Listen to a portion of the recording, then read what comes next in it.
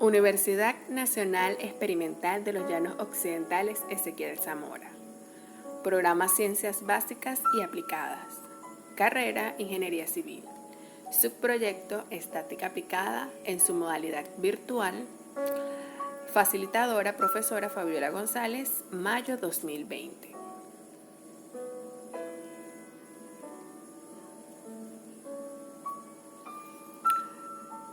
Para la introducción de esta unidad, diagramas de Quilliam-Moore, debemos refrescar un poco las definiciones básicas correspondientes a la estática de estructuras determinadas, los centros instantáneos de rotación, la ubicación de ellos, para así poder analizar estos desplazamientos a través de los diagramas de Quilliam-Moore. Ahora bien, la estática aplicada, como su nombre lo indica, corresponde a la aplicación de los principios fundamentales de la estática a la ingeniería estructural. En el análisis de estructuras estáticamente determinadas, es decir, estructuras isostáticas. Ahora bien, en cuanto a estas definiciones básicas, debemos recordar lo que es una estructura. En la mayoría de los casos, no se necesita un sólido para soportar cargas, sino que se requieren varios sólidos, los cuales conforman lo que denominaremos estructura y la podemos definir de la siguiente manera. Como observan en la diapositiva, la siguiente estructura, ¿sí?, con sus partes, nos indica que es una cadena elástica estable compuesta por un número finito de sólidos o miembros. Estos estarán unidos entre sí o están unidos entre sí por un número finito de juntas, cuya principal finalidad es la de soportar las cargas a las que estará sometida en su vida útil, de acuerdo con el uso que se le dará.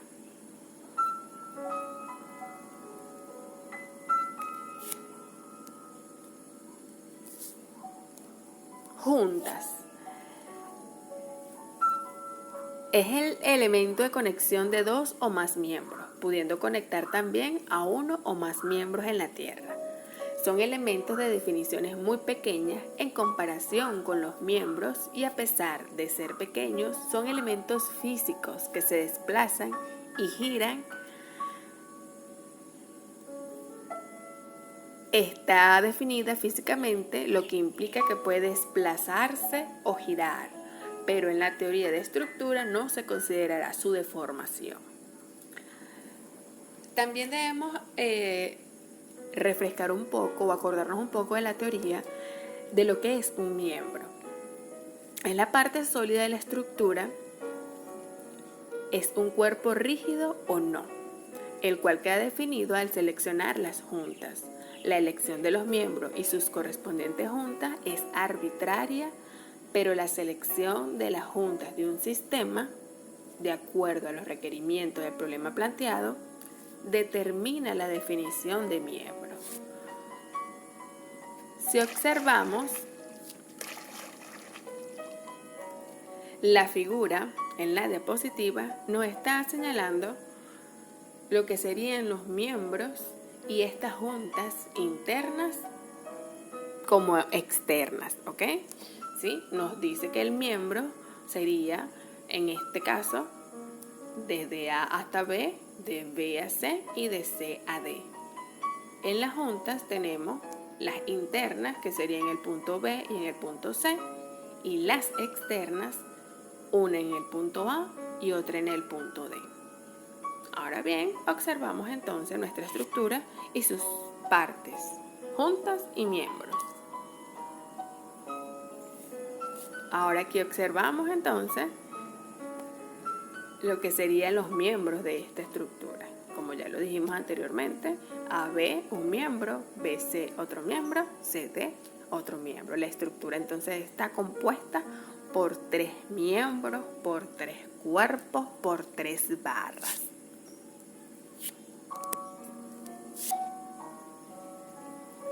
Los vínculos o apoyo.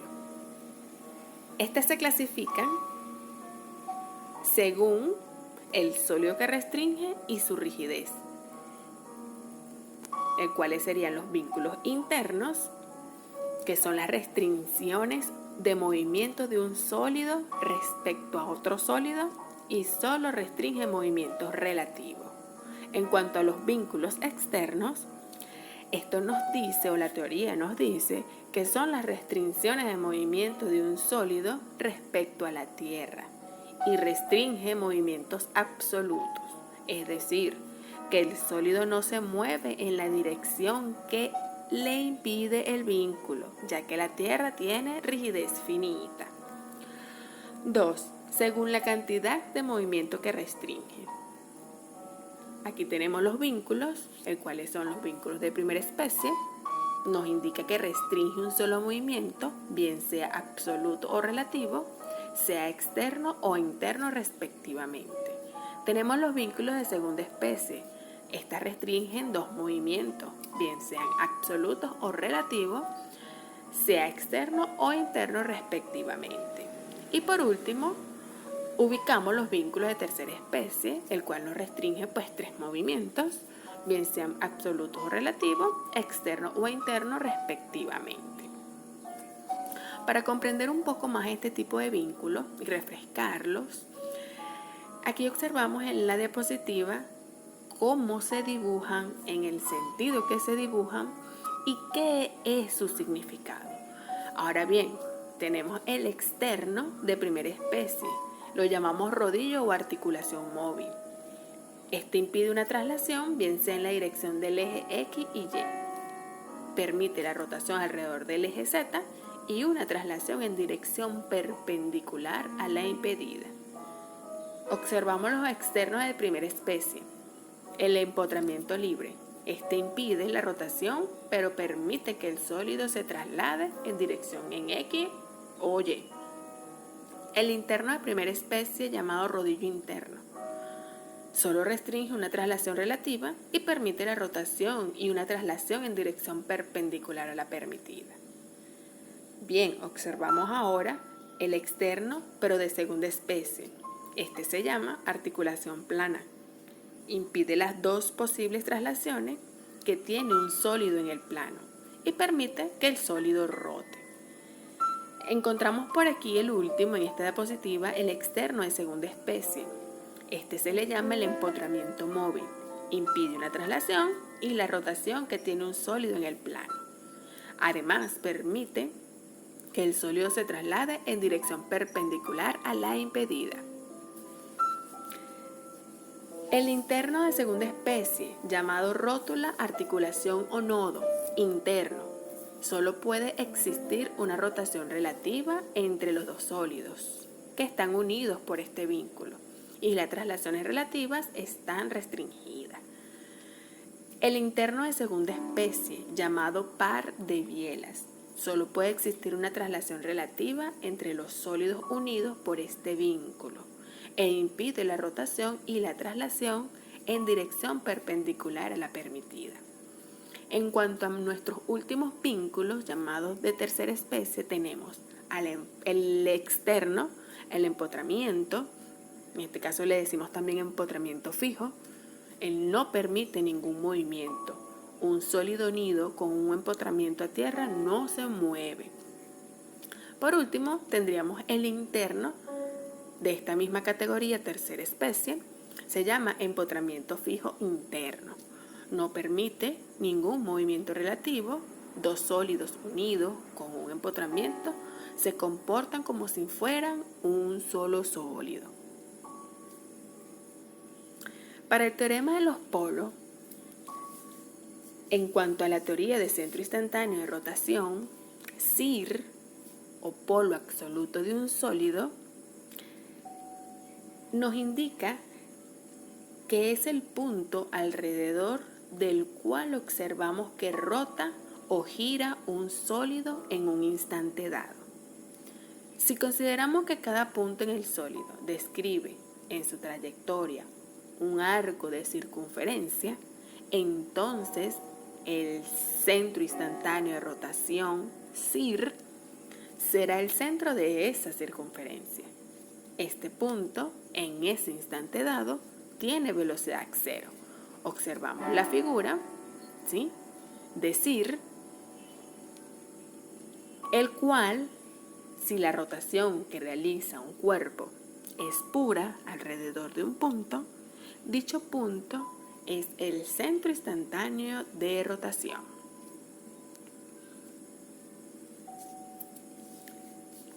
Centros instantáneos de rotación. Estos se pueden ubicar en un punto propio o en un punto impropio. Estos centros instantáneos de rotación o polo absoluto en punto propio nos dice así: si los vectores de desplazamiento de dos puntos cualesquiera de un sólido son diferentes, podemos ubicar el CIR en la intersección de las líneas perpendiculares a estos vectores de desplazamiento trazados por los puntos, y se dice que el CIR está en un punto propio. Ahora bien, el centro instantáneo de rotación o polo absoluto en un punto impropio nos dice que si los vectores de desplazamiento de dos puntos cualesquiera de un sólido son paralelos y tienen igual sentido y magnitud, el sólido se trasladará, por lo que el CIR se encuentra en el infinito o en un punto impropio, ya que se sabe que las líneas perpendiculares a estos vectores de desplazamientos trazadas por los puntos se cortan en el infinito.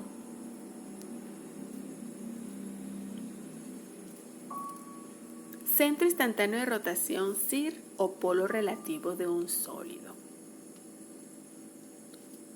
Es el punto alrededor del cual observamos que rota un sólido de rigidez finita cuando nos encontramos sobre otro sólido de rigidez finita. Su velocidad puede ser diferente de cero.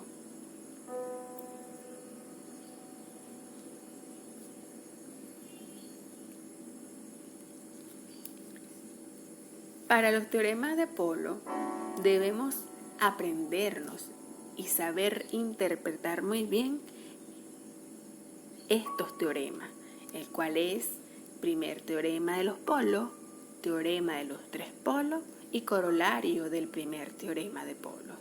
A continuación, analizaremos muy bien el primer teorema de polo. Un mecanismo cinemático de un grado de libertad,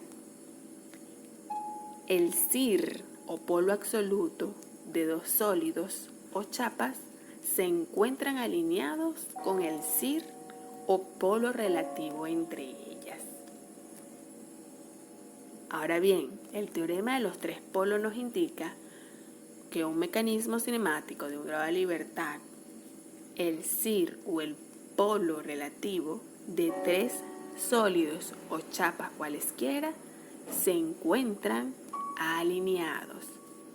Y el corolario de este primer teorema de polo indica que en un mecanismo cinemático de grado de libertad 1, el polo absoluto de una chapa intermedia se encuentra en la intersección de las rectas que pasan por el polo absoluto de las chapas vecinas y el polo relativo entre esta y dicha chapa intermedia.